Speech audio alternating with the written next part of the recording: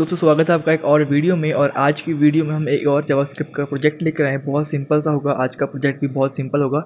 एक counter app बनाने की कोशिश करेंगे जिसके अंदर सबसे पहले इसको बिगिनर लेवल पर लेंगे, यानी कि ये पूरा का पूरा प्रोजेक्ट एक बिगिनर लेवल है। लेकिन उसमें भी एक छोटा सा कॉन्सेप्ट लेंगे सबसे पहले कि सिंगल बटन क्लिक पर एक एक काउंटर इंक्रीज़ हो। उसके बाद इसके अंदर हम कॉन्टीन्यूअस टाइमर लगाएंगे, जैसे कि हमारा काउंटर ऐप होता है कोई भी, या फिर स्टॉप वॉच होती है, उस तरह का छोटा सा एक उसका इंटरफेस बनाएंगे कि किसी बटन को क्लिक करें तो वो एक स्टॉप वॉच की तरह वर्क करे, यानी कि हर एक सेकंड उसका इंक्रीज़ होता रहे, ऑटोमेटिकली इंक्रीज़ होता रहे। तो बहुत छोटी सी वीडियो होने वाली है, बहुत अच्छी सी वीडियो होने वाली है। और जावास्क्रिप्ट का छोटा सा कॉन्सेप्ट इसके अंदर यूज़ होगा, वो हम देखेंगे कैसे। सबसे पहले आपको दिखाते हैं एक प्रोजेक्ट का ओवरव्यू कि हमने प्रोजेक्ट एग्जैक्टली बनाना क्या है। उसके बाद चलते हैं हमारे VS कोड के ऊपर और आपको कोड करके दिखाएंगे ये वाला ऐप।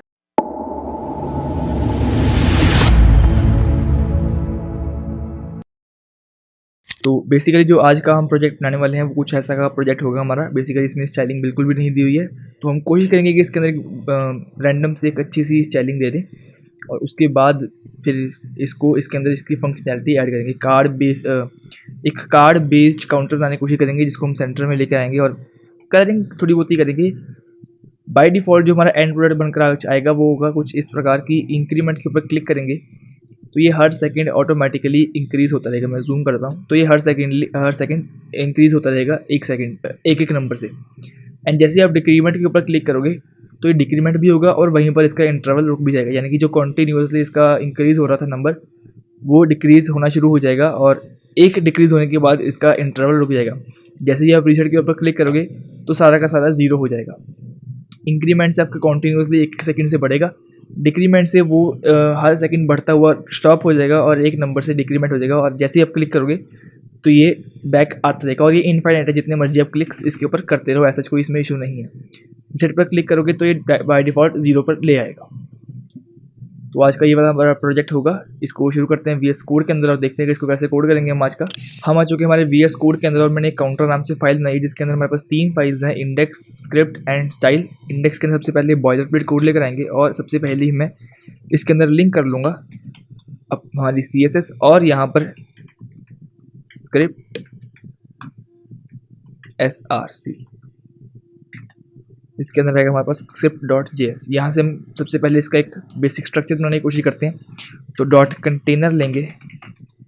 डॉट कंटेनर के अंदर सबसे पहले हमारे पास एक h1 हेडिंग आएगी। h1 हेडिंग के अंदर हम डालेंगे सबसे पहले click the below buttons to perform action. एक बेसिक सा एक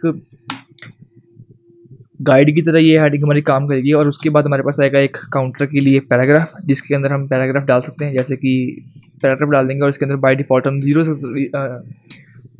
इसके अंदर हम ज़ीरो रख सकते हैं, जिससे कि हमारी सेटिंग होगी। एंड उसके बाद हमारे पास आएगा एक डिव हम ले लेते हैं BTN का, जिसके अंदर सारी बटन्स को हम सेम स्टाइलिंग देंगे। एंड उसके अंदर हमारे पास आएंगे 3 बटन्स।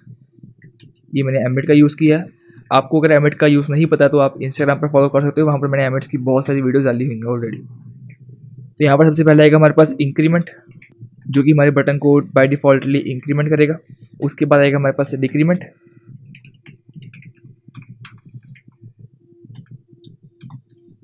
एंड उसके बाद आएगा रीसेट।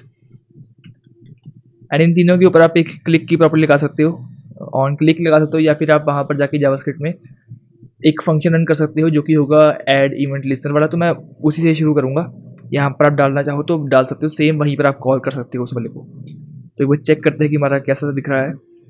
बहुत सिंपल सा होगा, बेसिक जैसा हमने वहाँ पर बंद किया था वैसे ही। रीसेट की स्पेलिंग एक बार ठीक कर लेते हैं। तो ये हमारा रीसेट का स्पेलिंग ठीक हो चुकी है। अब इसको थोड़ी थोड़ी स्टाइलिंग देने की कोशिश करते हैं और उसके बाद चलते हैं हमारे जावास्क्रिप्ट के ऊपर, जो कि हमारा मेन कॉन्सेप्ट होगा। मार्जिन पैडिंग इसको हम दे देंगे 0। Box sizing will be border box. Font family का देना चाहो तो दे सकते हो, ऐसा कोई नीड नहीं है, बट फिर भी चलो कोई दिक्कत नहीं है हमें। फॉन्ट फैमिली हम दे देंगे। उसके बाद चलेंगे बॉडी के ऊपर। एक बॉडी को कलर दे दूंगा मैं बैकग्राउंड का, ग्रे टाइप सा कलर दे दूंगा इसको मैं। ग्रे एग्जैक्टली नहीं, हल्का सा जो ब्लू स्टोन में ग्रे होगा हम वो वाला ग्रे देंगे, जैसे कि अराउंड दिस। बहुत मिनिमल सा इसको मैंने ग्रे बैकग्राउंड किया, बहुत अच्छा लगता है डार्क वेबसाइट्स के ऊपर। एंड इसका हम कलर कर देंगे वाइट। चेक करते हैं तो हमारा कुछ ऐसा आ चुका है। हाइट विड्थ देंगे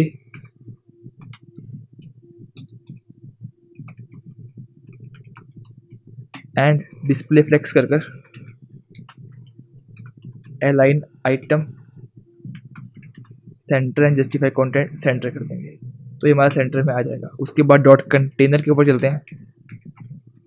डॉट कंटेनर को एक बॉर्डर दूंगा सबसे पहले।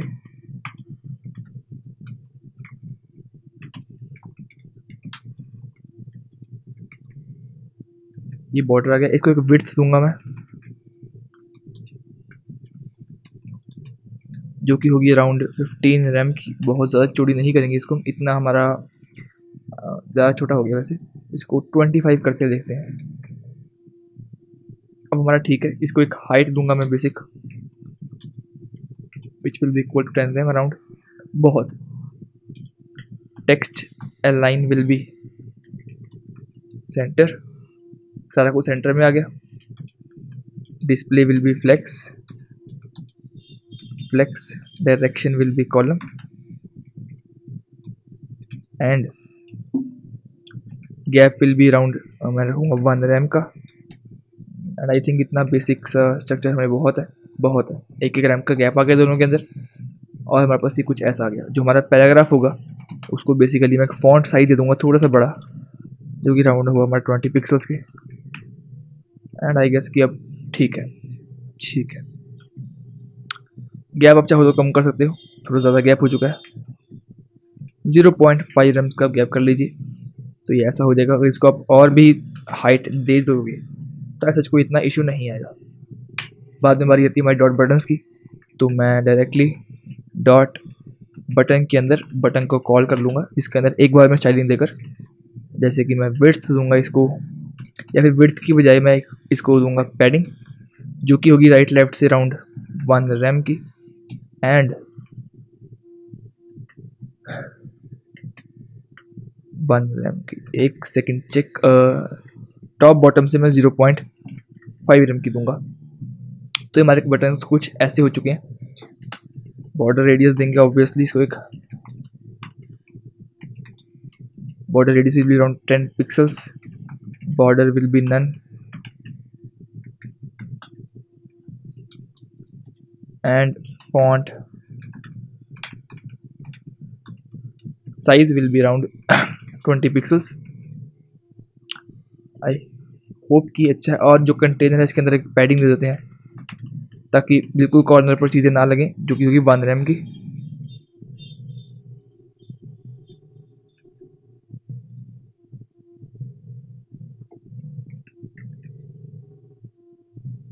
इसको पैडिंग नहीं मिल रही क्या?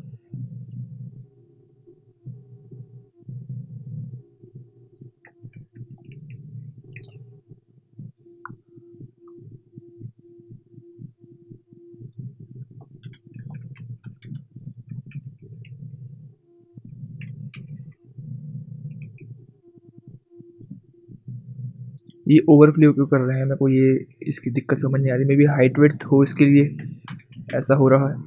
अब बिल्कुल ठीक है। हाइट विड्थ हमने इसको बाय डिफ़ॉल्ट एक दी हुई थी, इसलिए हमारे वो आ रहे थे। ऐसा भी चलो ठीक है, कोई दिक्कत नहीं है। हमारा पैर भी रहा हो तो कोई ऐसा इशू नहीं है। ज़्यादा से ज़्यादा हम जो H1 है उसकी हम विड्थ कम कर देंगे, तो ये उसमें भी नॉर्मल हो जाएगा। डिक्रीमेंट की एक स्पेलिंग मैंने नोटिस की है गलत थोड़ी सी, डिक्रीमेंट। अब ठीक है, बटन्स भी हमारे तैयार हो चुके हैं, ये भी तैयार हो चुका है, ये भी तैयार हो चुका है। और जो इसका बॉर्डर हमने दिया था, बॉर्डर आप ऐसे भी रखना चाहो रख सकते हो, साथ में इसके एक बॉर्डर रेडियस दे सकते हो आप। Border radius which will be around 10 pixels, ताकि जस्ट अगर प्लेन बॉक्स जैसा हमें ना लगे। बैकग्राउंड अगर आप देना चाहो तो दे सकते हो, like background which will be white, तो background which will be black. Text हमारे वाइट है इसीलिए ब्लैक। तो आप कुछ भी देना चाहो दे सकते हो, बहुत फ्लेक्सिबिलिटी है वैनिला CSS के अंदर। अब हम बटन्स के ऊपर प्रॉपर्टी लगाएंगे हमारी क्लिक की। एक बार इसके लिए cursor which will be equal to pointer. Script हमने लिंक किया हुआ है, एंड यहाँ पर ऐसा कुछ हमारे पास डिज़ाइन है। तो करना क्या है कि जो हमारे तीनों बटन्स हैं पहले उनको कॉल करते हैं, या फिर आप डायरेक्टली एक फंक्शन रन कर सकते हो जो कि इवेंट लिस्टनर लगाएगा क्लिक का। जैसे कि आप कर सकते हो const increment is equal to document dot query selector, and इसके अंदर हमने एक क्लास दी थी इंक्रीमेंट की, और इसके ऊपर आप एक इवेंट लिस्टनर लगा सकते हो जो कि होगा हमारा क्लिक, एंड उसके बाद एक फंक्शन रन कर सकते हो। फंक्शन आप चाहे तो नाम दे दीजिए, चाहे एरो फंक्शन यूज़ कर लीजिए। एज सच इसके अंदर इतना हमें कुछ खास फर्क नहीं पड़ेगा। तो ऐड इवेंट लिस्टनर क्लिक हो गया, उसके बाद हमने एक एरो फंक्शन रन किया। इसके बाद एक बार हम कराते हैं console dot log button click, just because कि हमारी जो वेबसाइट है वो ठीक से काम कर रही है और बटन्स भी हमारे कॉल हो रहे हैं। कंसोल पर जाएंगे, can not read the properties of null add event listener.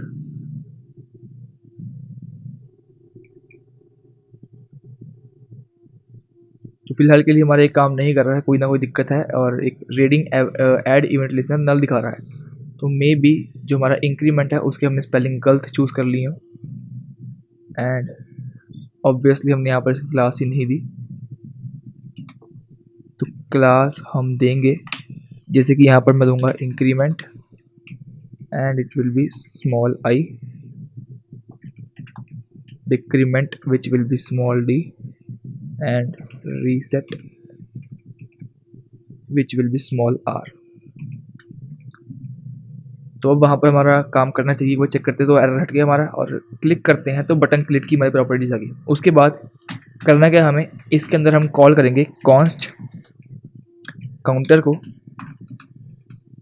Counter जैसे एक वेरिएबल मैंने बनाया और इसके अंदर हम डॉक्यूमेंट डॉट क्वेरी सिलेक्टर करेंगे जो कि होगा हमारा ये पैराग्राफ, यानी कि ये वाला जो हमारा पैराग्राफ है इसको कॉल करेंगे। और इसको मैं कोई क्लास नहीं दे रहा, क्लास के बजाय डायरेक्टली मैं फिलहाल इसको पी यूज़ कर रहा हूँ। क्यों? क्योंकि यहाँ पर एक बहुत छोटी सी बेसिक सी ऐप है, बहुत बड़ा इसके अंदर हमने कुछ किया नहीं है, इसलिए डायरेक्टली कॉल कर रहा हूँ। क्लास देने की या आईडी देने की हमें इसमें कोई नीड नहीं है।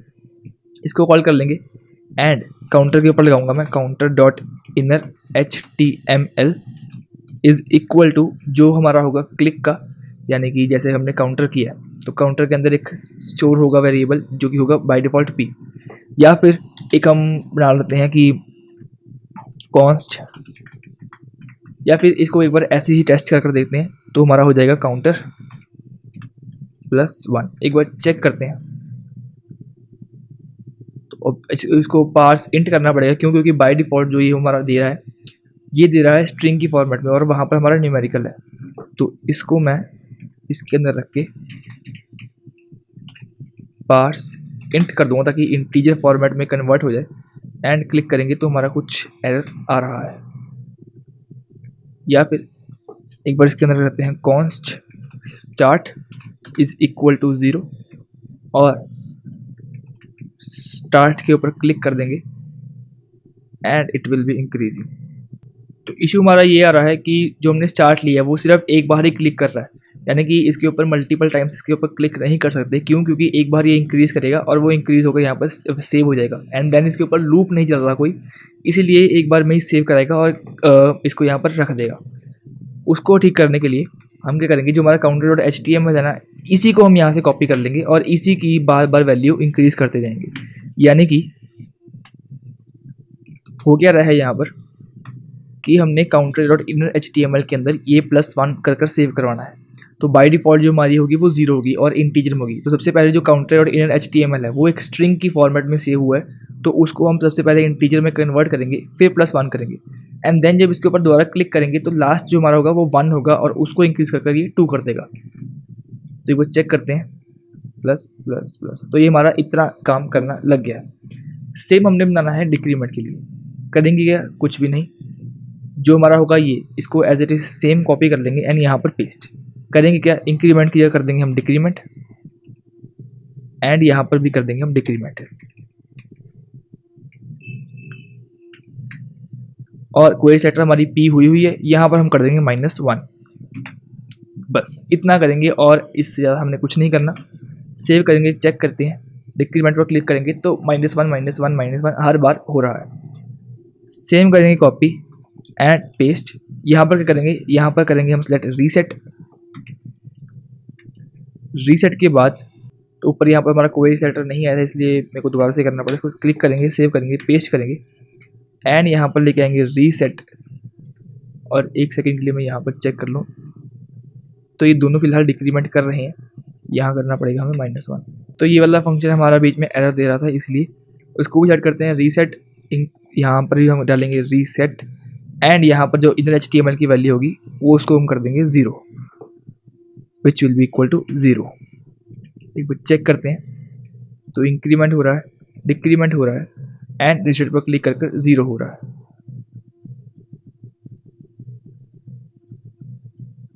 रीसेट पर बिल्कुल हमारा ठीक काम कर रहा है जैसा हम चाहते थे। काउंटर हमारा इतना तो क्रिएट हो चुका है। अब हमें करना क्या है कि इसके लिए हम एक स्टॉप वॉच की तरह आप कह सकते हो कि जैसे ही आप इंक्रीमेंट पर क्लिक करो तो ये ऑटोमेटिकली हर 1 सेकंड बाद 1 सेकंड से इंक्रीज होता रहे। तो उसके लिए आपको करना क्या पड़ेगा, उसके लिए आपको करना पड़ेगा कि जो आपका इंक्रीमेंट है उसके अंदर आप लगाओगे, जैसे कि आपने एक फंक्शन रन किया ऐड इवेंट लिस्नर का, तो उसके बाद क्लिक होने के बाद चाहते हो कि इसके बाद एक रन हो सेट इंटरवल का। सेट इंटरवल बेसिकली हर मिली सेकेंड पर, यानी कि 1000 मिली सेकेंड, यानी कि हर 1 सेकंड पर ये फंक्शन जो इसके अंदर हमने कोड लिखा होगा उसको रन करता रहेगा। तो इसी फंक्शन को हमने कॉपी किया और यहाँ पर कर दिया पेस्ट। तो होगा क्या कि जो ये कोड है, इस कोड का जो लॉजिक है वो हर सेकंड में रिपीट होता रहेगा। इसके ऊपर जैसे क्लिक करेंगे तो हर सेकंड से इसका इंक्रीज़ होता रहेगा, जैसे कि आप देख रहे हो हर सेकंड से इंक्रीज़ हो रहा है। लेकिन अगर आप डिक्रीमेंट के ऊपर क्लिक करोगे तो ये एक बार डिक्रीमेंट होकर फिर से ऐसे इंक्रीज़ होता रहेगा। इसको हमने ठीक करना है। इसको ऐसे ठीक करेंगे, जो हमारा सेट इंटरवल होता है ये हमें एक देता है आईडी, तो इसको हम स्टोर कर सकते हैं सेट इंटरवल आईडी में। सेट इंटरवल बाय डिफ़ॉल्ट हमें एक आईडी प्रोवाइड करता है जिसके बेसिस पर हम इसको रोक सकते हैं। तो उसको हम इस वैलिड इंटरवल आईडी के अंदर स्टोर करवा लेंगे। उस इंटरवल आईडी को यूज़ करेंगे हम डिक्रीमेंट वाले मेथड के अंदर इसको रोकने के लिए। कैसे रोकेंगे, जैसे कि ऐड इवेंट लिस्टन डिक्रीमेंट पर क्लिक करेंगे तो यहाँ पर हम चेक करेंगे कि कोई प्रीवियस इंटरवल आईडी हमारी रन हो रही है कि नहीं। वो चेक करते ही हम यहाँ पर कर देंगे क्लियर इंटरवल। क्लियर इंटरवल कौन से वाला, जो कि हमने चेक किया है, यानी कि जो भी करंटली रनिंग है उस इंटरवल आईडी को सबसे पहले चेक करेंगे कि वो ट्रू है कि नहीं। ये बेसिकली इतना चेक करता है। अगर इसको आप इक्वल टू कोई भी आईडी दे दोगे, जैसे कि अगर आप कंसोल कराते हो या फिर इक्वल टू ट्रू दे देते हो, जैसे कि मैंने इसको दिया ट्रू, तो चेक करेगा कि अगर कोई प्रीवियस इंटरवल आईडी ट्रू है तो उसके इंटरवल को क्लियर कर दे और बाकी डिक्रीमेंट कर दे। इतना सा लॉजिक आपका लगेगा। और ये यहाँ पर नहीं लगेगा, ये लगेगा क्लिक होने के बाद, यानी कि जब वो क्लिक हो जाएगा, क्लिक होने के बाद जो एक्शन परफॉर्म करना है ये तब लगेगा। तो वो चेक करते हैं। तो इंक्रीमेंट पर क्लिक करेंगे, हर सेकेंड से इंक्रीज हो रहा है। जैसे ही डिक्रीमेंट के ऊपर क्लिक करोगे आप कि इंटरवल ट्रू करने के बाद जो हमारा इंटरवल आईडी होगी, इंटरवल जो आईडी होगी उसकी हम वैल्यू कर देंगे इक्वल टू नल, ताकि वो एकदम से क्लियर हो जाए, उसके अंदर कोई भी इंटरवल सेव ना रहे। तो वो चेक करते हैं, इंक्रीमेंट पर क्लिक किया तो इंक्रीज हो रहा है, डिक्रीमेंट पर क्लिक करेंगे तो डिक्रीमेंट नहीं हो रहा है। यहाँ पर प्लेस करने के साथ साथ इसको आप एक बार कॉपी कर इस वाले इंटरवल रन से पहले भी एक बार पेस्ट करोगे। क्यों? क्योंकि इससे पहले भी चेक करना ज़रूरी है कि हमारा कोई प्रीवियस इंटरवल तो नहीं चल रहा। क्यों? क्योंकि ये वाला इंटरवल थोड़ी देर के लिए या फिर जब तक ये इंटरवल रन है तब तक के लिए इसकी मेमोरी में स्टोर्ड है और ये कॉन्टीन्यूसली रन करता जाएगा। तो अगर हम इसमें इंक्रीमेंट में 2-3 बार क्लिक कर देंगे तो ये 3-4 इंटरवल्स को एक्टिवेट कर देगा, जो कि बहुत ही अननेसेसरी बिहेवियर हमें दिखाएगा इस ऐप के अंदर, और उसको कंट्रोल करना बाय डिफ़ॉल्ट पॉसिबल नहीं होगा अगर हमने ये वाला फंक्शन नहीं चलाया। तो इससे क्या होगा कि इसको क्लिक करने के बाद जो भी हमारे प्रीवियस वाले इंटरवल होंगे उन सबको पहले क्लियर कर देगा और जो इंटरवल आईडी की वैल्यू है उसको नल कर देगा। उसके बाद इंटरवल जब हम सेट इंटरवल पर क्लिक करेंगे तो एक से ये इंक्रीमेंट करता रहेगा, यानी कि इंटरवल आईडी के अंदर एक नई इंटरवल आईडी स्टोर हो जाएगी और उस इंटरवल आईडी से ये एक सेट इंटरवल फंक्शन को कॉल रन करेगा और कंटिन्यूसली 1-1 सेकंड बाद इसको रन करता रहेगा। उसके बाद जब आप डिक्रीमेंट पर क्लिक करोगे तो डिक्रीमेंट क्लिक करने पर जो इंटरवल आईडी फिलहाल एक्टिव होगी उसको क्लियर करेगा और उसकी वैल्यू कर देगा नल। एक बार चेक करते हैं इसको, एक बार इसको रीलोड करते हैं और चेक करते हैं कि जैसे इंक्रीमेंट पर क्लिक किया तो ये एक सेकंड से कॉन्टीन्यूसली इंक्रीज करता जाएगा। और जैसे ही हम डिक्रीमेंट के ऊपर क्लिक करेंगे तो उसको स्टॉप भी कर देगा और एक डिक्रीमेंट से डिक्रीमेंट भी हो जाएगा। और जैसे रीसेट के ऊपर क्लिक करेंगे तो ये वापस से बाय डिफ़ॉल्ट 0 हो जाएगा। लेकिन अगर आपने यहाँ पर क्लिक किया और ये कॉन्टीन्यूसली चलता रहा और रीसेट के ऊपर आप क्लिक करोगे तो ये बाय डिफ़ॉल्ट फिर से शुरू हो जाएगा। क्यों? क्योंकि हमने ये वाला फंक्शन यहाँ पर फिर से कॉल नहीं किया, जो कि किसी भी इंटरवल को क्लियर नहीं करेगा। अगर यहाँ पर हमने इसको कॉल कर लेंगे और फिर से इसको इंक्रीमेंट करेंगे तो ये काउंटर फिर से चार्ट हो जाएगा और रीसेट पर क्लिक करने पर ये रुक जाएगा। तो ये था हमारा बेसिक से छोटा सा ऐप आज की वीडियो का। मैं उम्मीद करता हूँ कि आपको आज की वीडियो बहुत पसंद आ जाएगी। बहुत छोटी सी बहुत अच्छी सी वीडियो थी। जावास्क्रिप्ट के काफ़ी कॉन्सेप्ट इस वीडियो ने कवर किए। अगले टास्क में मिलते हैं आपसे एक और वीडियो के साथ। तब तक के लिए आप इस वीडियो को लाइक करिए, चैनल को सब्सक्राइब कीजिए।